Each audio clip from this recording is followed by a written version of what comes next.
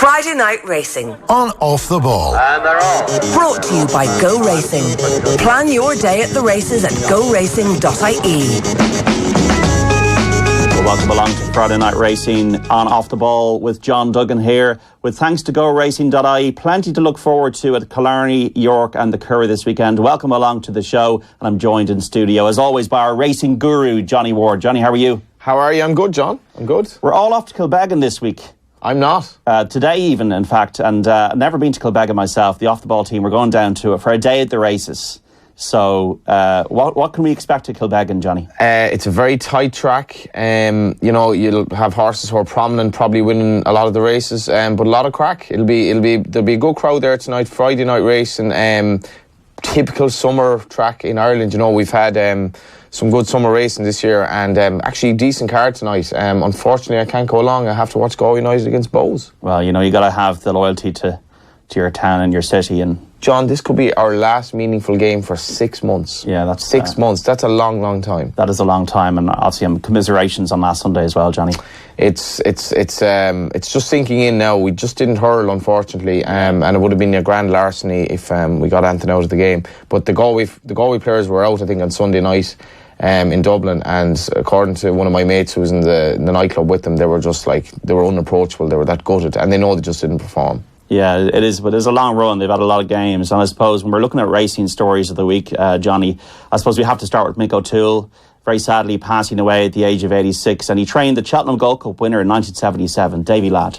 21 they're coming to of the 22 fences, and it's Davy Ladd who's making the most significant progress now as Somerville is in the lead from Tide Cottage, and Davy Ladd still making ground. Tamerlane back in fourth now, and at the second last in the Gold Cup it's Somerville from Tide Cottage and Davy Ladd.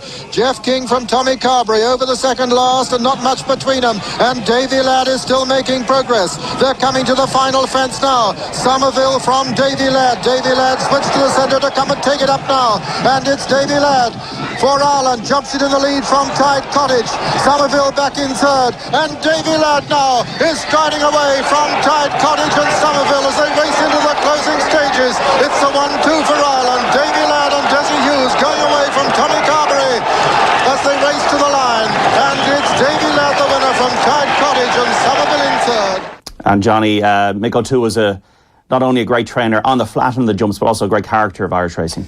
Yeah, I mean, the accolades that came in this week just were, I suppose, evidence of the character that he was, and it's actually quite sad listening to that, because Davy Ladd obviously passed away, as you'd expect, but Tommy Carberry's passed away, Desi Hughes has passed away. Who rode that horse? Who rode the horse. I suppose Desi's death was particularly sad because he was relatively young, and he was only early 70s, but now Mick has passed away as well, and it's just a passage of time, I suppose.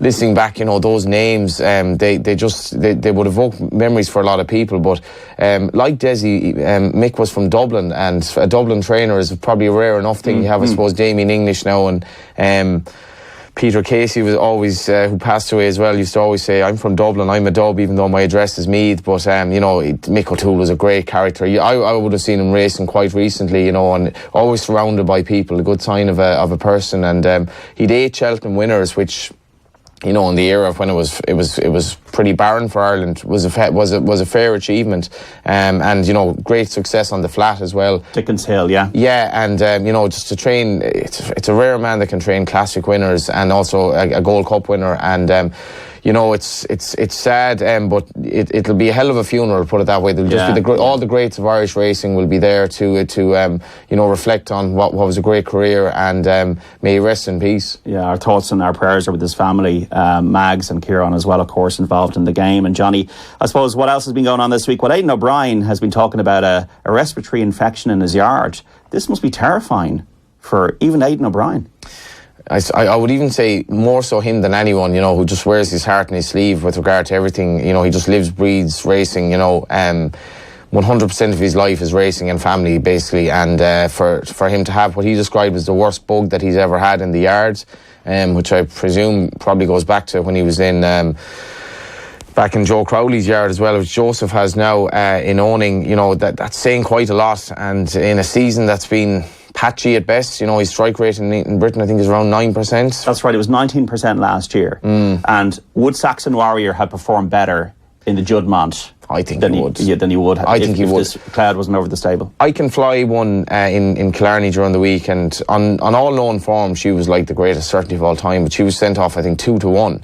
And Jamie Heffernan said afterwards, some of them are performing, some of them aren't, and it's kind of like you just don't know, and you don't know when it's going to end either. Yeah, exactly. So, and he's obviously, Aidan has lived his life in intuition and what he sees, but he obviously is slightly a prisoner to just nature here, in the sense of you just got to ease it out. Like I back Kew Gardens to win the Ledger, and I'm looking at him during the week and I'm like, what do I want here? Like, I just want him to perform, and will he be okay to win the Ledger? What will Aidan's horses be like for the Irish Champions weekend? But there were some encouraging signs. I thought Saxon Warrior ran okay. He had a winner in York yesterday, he had a winner in Killarney, but he went 1 from 30 going into, I was talking on Monday, I think. He was 1 from 30, his last 30 runners. I doubt that's ever happened before for Aidan O'Brien. You know, so it's just a question of just waiting and easing them back in, not pushing the button. Well, I mean, I think he should get some leeway. He's Aidan O'Brien. Yeah. These things happen in racing. It's an animal science. It's not perfection. Speaking of York, Mark Johnston, 4,194 winners now, the most successful trainer in the history of English racing. He's been at the game 30 years. He started from nothing, Johnny, and he's a straight talker, straight shooter, runs his horses very fit, and I think he wins everywhere as well, so fair play to him. Absolutely, and it is a hell of an achievement. He charges 75 sterling a day. Is that good or bad? It's all in, right? So basically, apart from your transport, 75 sterling a day is certainly in an Irish sense, that's expensive now. Like, so, you know, the most expensive trainer in Ireland, maybe Barry Aidan O'Brien, would be about 60 a day. Okay. Euro. So 75, but that's all in. But he's based up north, so he's basically the dominant trainer up the north, but he'll charge you, I think his transport fee is £1 a mile. So basically wherever you go, you know, if you want to go run down in the south or whatever, you want to run in Yarmouth, you're going to pay for it. If you're going to Perth. If you're going to Perth, then, you know, you're probably a little bit closer, but I find him a difficult trainer to predict in terms of the horses. They kind of run a little bit in and out, but they are fit, and he's been an incredible success. And his son Charlie now, you see, you know, I suppose like Aidan and Joseph, that kind of, you know, just the family is going to come through, and Charlie has an increasing role now, but he looks fresh, like, for, as you say, 30 years. He doesn't look old at all, and it was a hell of an achievement, and I thought it was a bit fitting that the horse that brought him over the line was a horse that was hard enough to predict. Frankie Dettori on 20-1. 20-1. Frankie gave it a great ride, but you're looking at his form and you're like, in a handicap like this, it's very hard to see him winning. He might place, but that's Mark Johnson. The one thing I actually am disappointed about with him is that he used to have a lot of Dundalk raiders there for about 2 or 3 years, and I really enjoyed seeing his horse come over here, and he kind of stopped that for some reason. And the winter racing in Dundalk over here is fantastic prize money, and I used to love seeing the British horses come over, and I hope he might do that again, because it made it a much more illuminating night on a Friday night in Dundalk. But it's an incredible achievement, and he's shown no sign of stopping. I particularly, you know, I suppose, remember Attraction. She was 1,000 guineas. She was just a filly with one of the strangest leg actions I've ever seen. It was literally just like that. There was almost no bending of the knee, and she's now obviously a broodmare. She produced a horse that he trains, actually, who's by Frankel, Alarcam, and so that's the next passage. But it's an incredible figure, it really is. And Mr. Bailey's as well, 2,000 guineas winner. Well, we're delighted to be joined this week by our special guest. We always have a special guest on Friday Night Racing on Off the Ball with thanks to GoRacing.ie.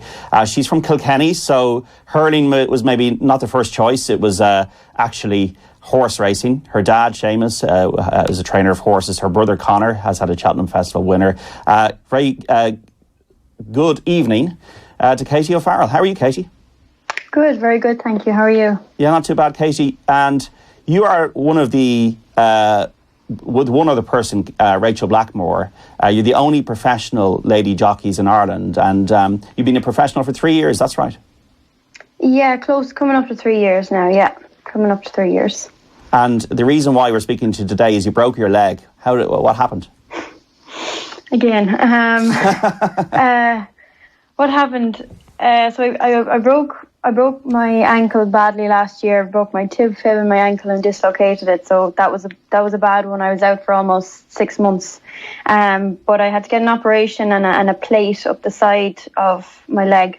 And basically, I've been back riding away. Everything was good. I was riding in the Galway hurdle for Willie Mullins, and it was just a rough race. It's a rough race anyway, but I happened to be in the thick of it and collided with another horse, collided with me. It's just normal race riding. And the stirrup iron went into the plate that's in my leg and snapped the bone behind it. So the fibula is quite a flexible bone. It probably would have just bounced if it were my other leg, but because the plate was there, it didn't give and snapped the bone at the top. But I didn't think it was broken, so I just kind of thought, well, look, this plate in there, it's sore, it's going to be sore. So I carried on, and it was 9 days later before I actually went and got an X-ray. I hit the wall, so I had to go into hospital, and I actually still didn't think it was broken. I still just thought, bone bruise, inflamed ligament, it'll be fine. But the Turf Club would want to know why I'm not riding, or why I had to give up my rides in Kilbeggan. So I said, I'll just go in. I'll go in. I'll get the X-ray just to prove that it's not broken. So wow, do you build up a resistance, Katie? Do you build up a resistance because when you're having injuries like that pain is something that you just endure? Kind of because. Like I think every day everyone has a little pain somewhere, and if you get a fall, you don't break something, you've no excuse to stop. And I remember getting a fall sometime last year in Thurles, and I hurt my shoulder, but I didn't break anything. So I just kept going, and to this day, it's an old injury that I have to kind of nurse along and keep right, because I kept riding, I kept going, and I kept just nursing it and treating it as I went. But I don't know. I just think it's too hard to build momentum in the first place. You can't just sit back then when you've got a pain somewhere, because they're always coming. 2011, Katie, your brother Conor O'Farrell rode Buena Vista to win I think it was the Pertemps Hurdle at Cheltenham, a 3-mile race. Might not have been expected on the day. Did that inspire you to get involved and to really pursue your dream? Yeah, that was a great day. I was there. I remember it. But and Cheltenham's always been a special place. We used to always go over for the November meeting. But that was brilliant that day. I'm not sure how I caught the bug. But James, my eldest brother, James, was a jockey as well. And between the two of them, I suppose, and Dad having horses in training, I started to ride out one lot in the morning before school. I was more into eventing in the early days, but it just kind of caught on. And then, of course, Conor and James were doing so well all along. I suppose it just, the bug caught me. Have you ever felt, Katie, a sense of unease or in the weigh room? The fact that you're a lady jockey, or these kind of prehistoric notions, has like Nina Carberry and Katie Walsh's success paved the way for you to feel like you can go in there and you're not treated as a lady jockey, you're just treated as a jockey, and that you can compete on level terms? Yeah, well, that's the ultimate. Like I have never seen myself as a lady jockey, and there's a huge emphasis on that nowadays, and I'm a little bit like, I never really saw it that way. It's just something that I decided to do because it's just what I was drawn to. So even as an amateur, when I was riding in those professional races, I made it a priority to ride as professionally as I could. In a sense, as an amateur, I was trying not to get in anyone else's way when I was riding horses for my dad and that. But I rode more often in professional races as an amateur, and that's kind of how I wanted to ride more on the track. I had less interest in point to points in that, and I guess Nina and Katie definitely paved the way, and Rachel's flying it now. But I think if you're going to see yourself, if you're going to have to convince yourself, that you're no different, then you're probably in the wrong place in the first place. I've always gone into the weigh room and felt like I deserve to be there just as much as any other person in there. Katie, Johnny here, how are you? Hi, Johnny. How are you? Admiring your wallpaper, by the way. Yeah, thank you very much. If I told you it was my room, would you believe it? No, actually, but just an injury like this, like it must be gnawing at you, because you're trying to make your way in what's a ruthlessly competitive environment, Irish Shumps racing, and you're like, now I'm injured, now I have to come back and kind of almost like start over. Are you worried like that it's going to be that little bit harder just to kind of, I suppose, re-establish yourself and get rides again?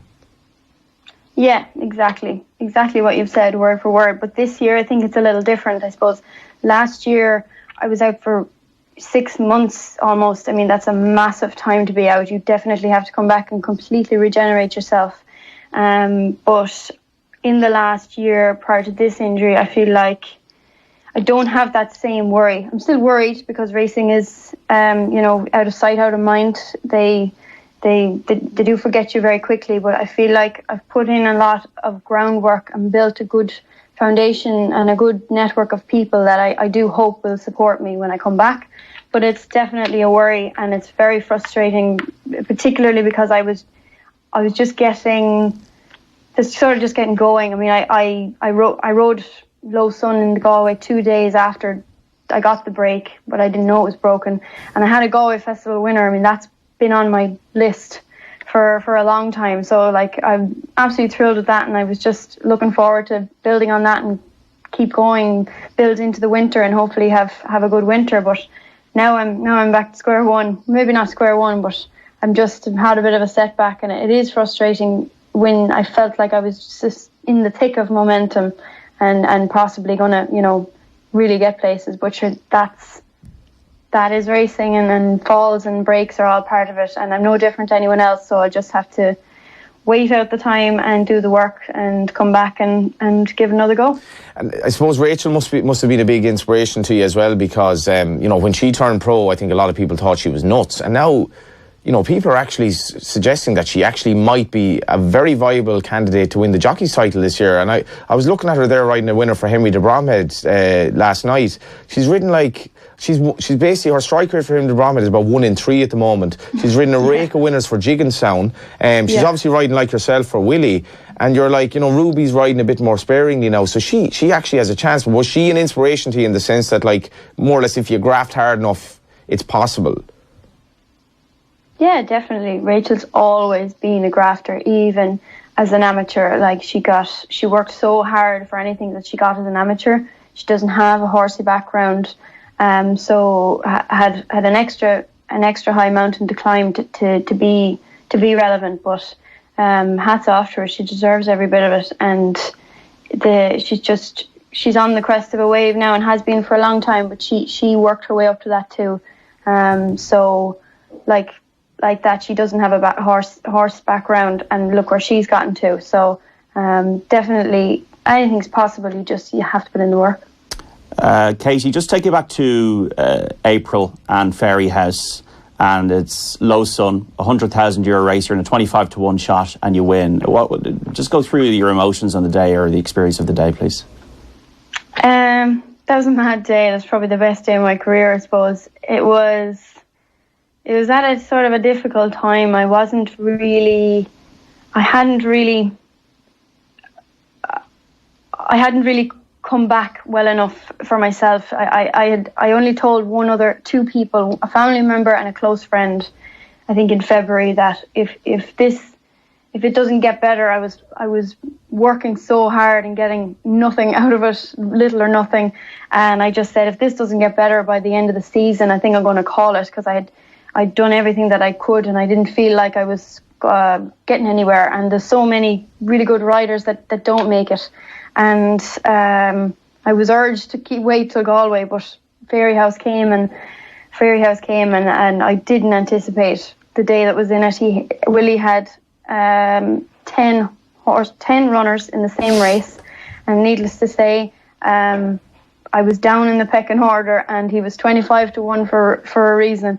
But I did my bottom weight for him on the day, I remember. And this is the thing, Katie, as well. If you're riding a horse like that for Willie in one of these handicap hurdles, he might be 8 or 9 in the order, but he has a chance. And what did it feel like, Katie, when you realise you're in the final furlong here and you're going to win? I'll tell you, my very thought when I landed at the back of the last was, I can't believe I'm winning this race. that was my very thought, because I went out, I was told, look, he's lazy as sin, he's this and he's that, and just keep him up to it, and like I had to drill him the whole way around just to keep him interested. But a lad like him will always keep a bit in the tank, so I had nothing to lose. I had nothing to lose going out there. I got a lovely posse jumping off, and he's quick, he's flatbred, so you can get out the gate and you can get a nice posse, and that's half the winning of a race. And also, Katie, so the buzz must have been unbelievable, the sheer elation. And half an hour later, you're in the Ladies' National on Flemonstorm, and you go and you do it again. Yeah, it was just one of those days. I pulled up and I just was like, I'm not used to this. But it was just one of those days, and I'll never forget it. I think after the first one, I was a little bit more surprised than anything. And I at the time, I didn't even really realise how much the race was worth. I was just riding for Willie on the day, and that in itself was enough to keep me preoccupied. But yeah, some buzz. I knew I had a chance in the ladies' chase, all right. But he had been second his three previous runs, so I was wondering, does this horse not want to win now, or what's the story? So, it was just one of those days. Things fell right for me. And do you believe now, given that you've tasted something like that, Katie, that you've got a few more years left in the professional ranks? Is it something that you're now going to get your teeth into when you return from injury? Oh, definitely. Yeah, teeth are well and truly in there now. I think it was a long road coming back from that particular injury last year. This one's just a standard sort of break. It's 6 weeks. It's frustrating, but it's not going to deteriorate the work that I've done as badly. And like, it didn't even cross my mind the end of the season. Like I had said, if it doesn't get better, I might have to consider doing something else. But no, that thought hasn't crossed my mind since, and it'll take a fair knock to stop me now. I was in Russia, Katie, and I was trying out some hats, like, army caps and Ushankas and the Tubtakas, which is the hat they have in Kazan. I believe you're into millinery. That's right, yeah.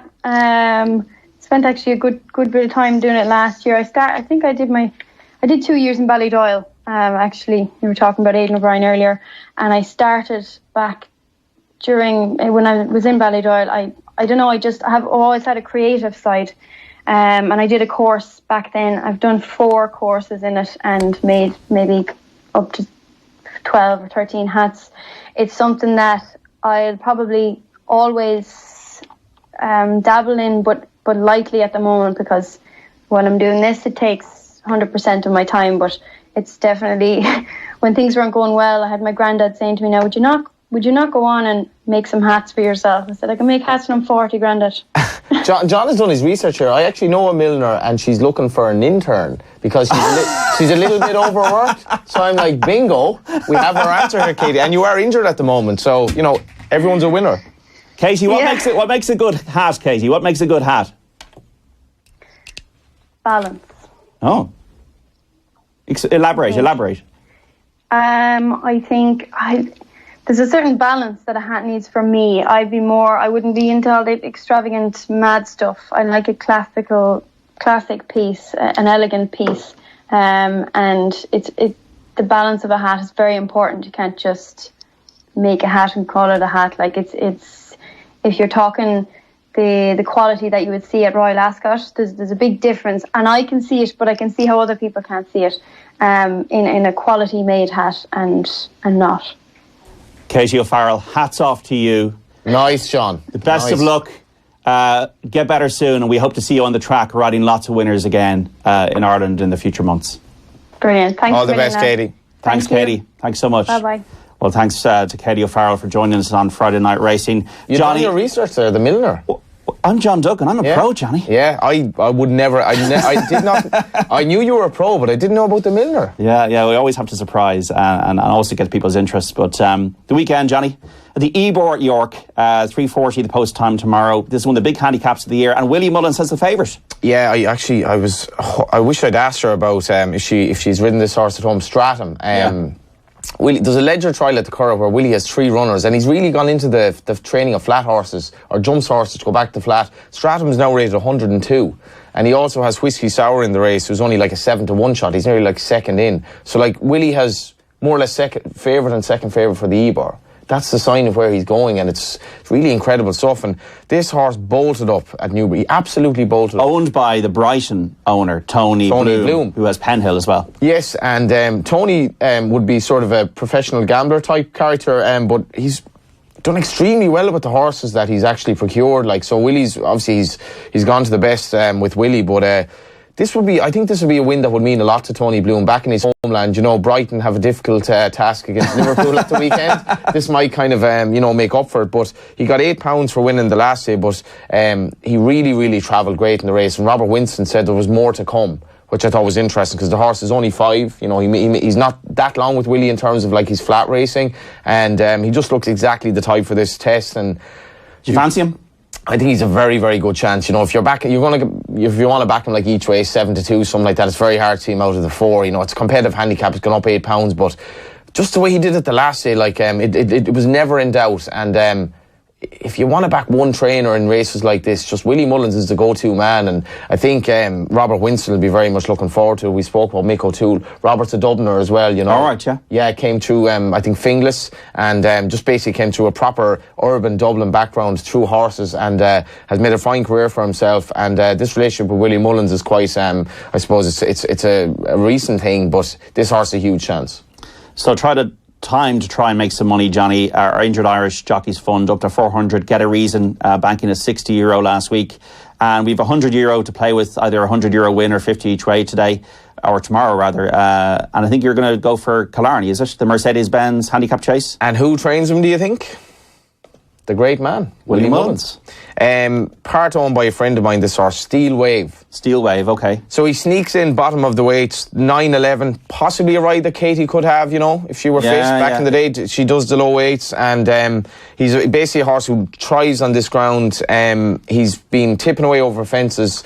His last runs at Galway over the play trip, which he doesn't really stay in my view. He ran the Blazers, ran a nice race. He's going to be decent enough price on what will be better ground at Killarney than he encountered at Galway. He jumps very well. He's quite a keen going horse. That's the 4:20 at Killarney tomorrow, Steel Wave. But he's gonna, I think he's going to run a big race. If he can get into a rhythm and get a good pace to sit off 122, there's more to come from him. And he's going to be my hopeful selection for Katie and all the injured jockeys who may need a little bit of support as they do. So hopefully he can do us the business this week. 50 each way? We're going to go with 50 each way. Okay, well, keep an eye on the tote.com. Or on the Tote social media to see what dividend is paid out of this for Johnny's bet tomorrow in Killarney. The 4:20, the Mercedes-Benz handicap chase. Don't know if Steel Wave is going to buy you a Mercedes-Benz, but, might, give you a little bit of deposit on a Mercedes-Benz. That's going to be a hell of a bet if he's going to get me a Mercedes-Benz. I'm just being a little bit facetious. Yeah. That's my way. The Curragh as well, just to finish up, Johnny. Tomorrow we got the St. Ledger Trial, 3:25, and then on Sunday, 2 races, Group 2 races, the Debutante Stakes at 2:35 and the Futurity Stakes at 3:05. Anything we should be looking at for the next couple of days of the Curragh? Yeah, well, that race you talk about, the Ledger Trial, so Aidan O'Brien has 4 horses in this race, all by Galileo, which is not a big surprise. All his stayers more or less are by Galileo. But Willie Mullins has 3 of the 8 runners in a Ledger Trial. Renetti Laws of Spin and Thomas Hobson. So that's just an indication of where he's progressed as a trainer. I suppose probably the horse to beat is Giuseppe Garibaldi. He ran a nice race behind Wells Fargo, who's somewhat fancied for the Ledger last time, and he's a very promising horse. But I think the main action is on Sunday, and I think we have a potential star on show here in the Debutante Stakes. We know that Aidan's horse are a little bit in and out. He's alluded to this himself. He's spoken in very frank terms this week in York. But Anthony Van Dyke could be an absolute star. Okay. Absolute star. He's running in the Futurity. Just looking at his dam side, he's a lot of speed on the dam side. Albeit over 7 furlongs, he looks like a mile is going to be the minimum that he wants.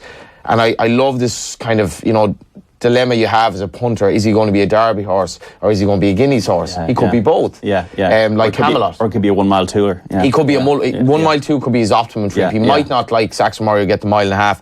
But the only proviso as a punter is, are Aidan's horses, are they firings that I can lump into this horse? It's a tricky one. It's a tricky one. But I think he's a potential star. His progression from 1 to 2 and his progression from second 1 to third 1 was staggering.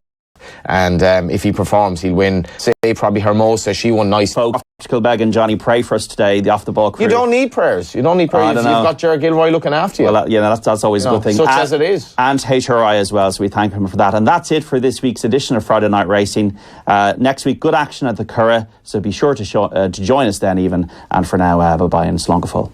Friday Night Racing on Off the Ball. And they're off. Brought to you by Go Racing. Plan your day at the races at goracing.ie.